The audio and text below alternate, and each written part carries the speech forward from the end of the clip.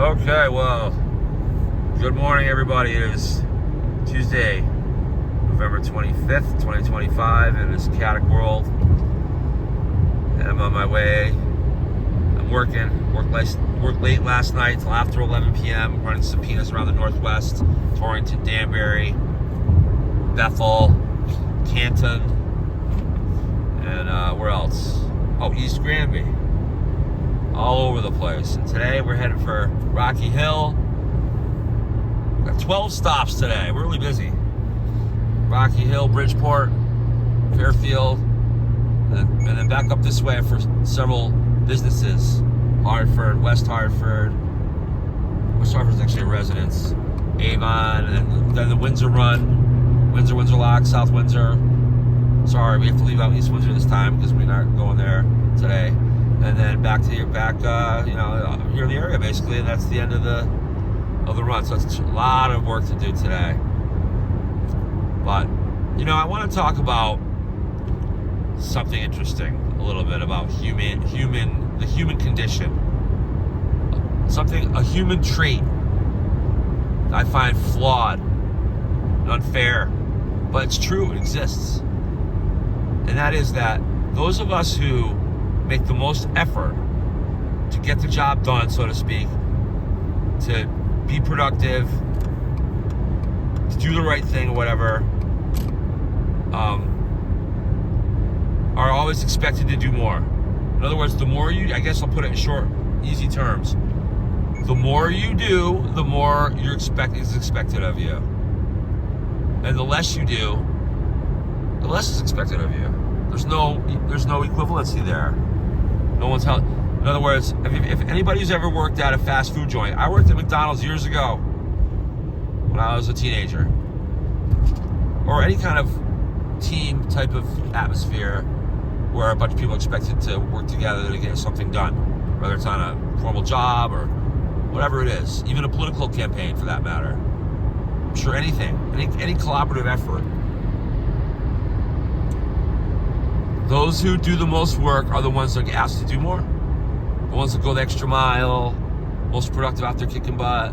The ones that are lazy, barely getting the job done or not getting the job done, taking every minute off that they can. Everyone just kind of laughs it off. They don't get held accountable for the most part.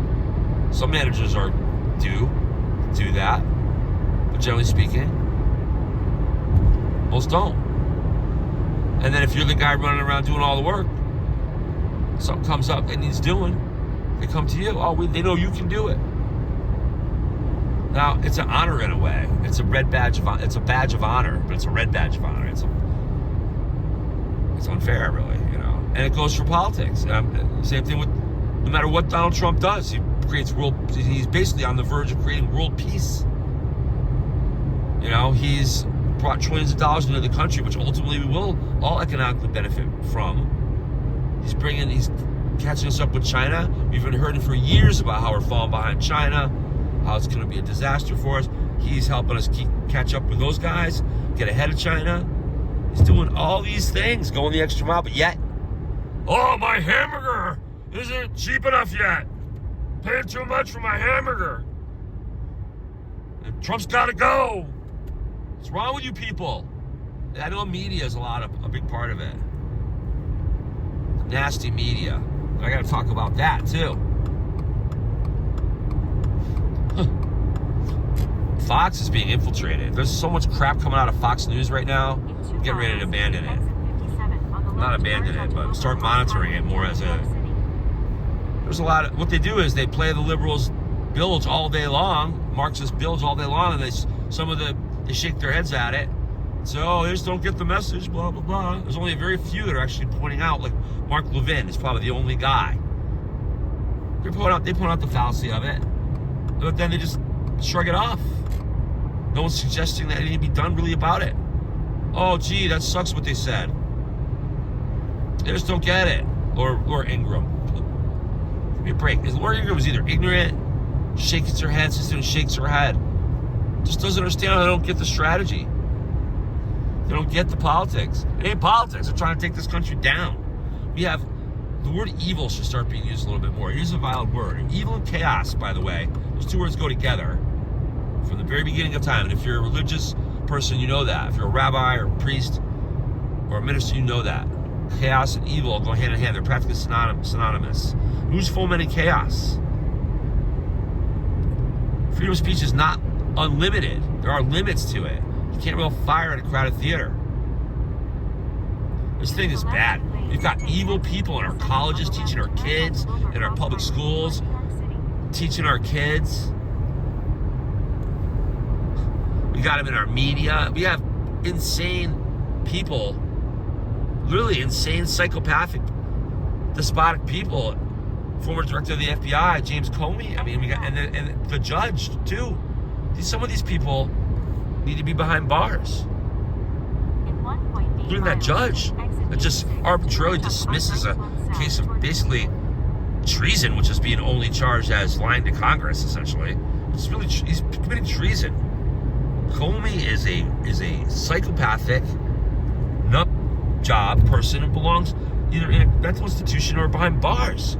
You can't have people like that helping run the country. What happened? You can't, look, this is really serious. You're gonna have to join this new Sons of Liberty, which I'm gonna form. You gotta join us. I'm not asking, I'm telling you. You know, back when the first American Revolution happened, and by the way, Ken Burns has released that on PBS now, story about the American Revolution. It's a little slanted toward DEI a little bit, but the story is great and pretty accurate. It's an awesome story about the American Revolution and what happened with, I'm not calling it DEI, it ain't DEI, but it's a little bit like, I don't know, I'm not going to get into the details of it. It's a little bit left-wing leaning, I can see. But it does have a good, accurate story so far. I've only watched the first part of it, of the Sons of Liberty. And we want the new Sons of Liberty here in Connecticut, and that involves economic boycotts, stop funding these liberals, I'm being nice when I use the word liberal.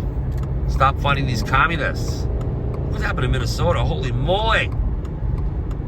The whole, Tim Katz is one of those people, whatever his name is. Katz, Kate's the freaking guy, almost became a vice president.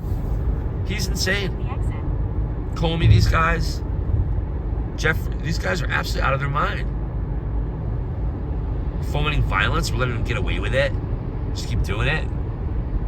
And if Trump is afraid, if Trump doesn't want to do anything too, like he doesn't want to do the Insurrection Act because they're going to say, see, you know, he's being Hitler, blah, blah, blah. Because the Insurrection Act would allow Trump to go into all these cities and clean up this crap.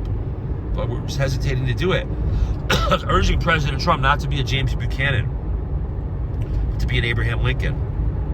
We have to go into these cities and stop this madness. City street takeovers. They're creating a third world environment in our country. And that's their plan. It's an invasion. It is an invasion. If you don't think we're being invaded by now, you better wake up. I know people don't want to think that. Look, I'm sorry, but I think journalism is the way to go here. I don't know if I want to run for Congress in the worst way to make a difference.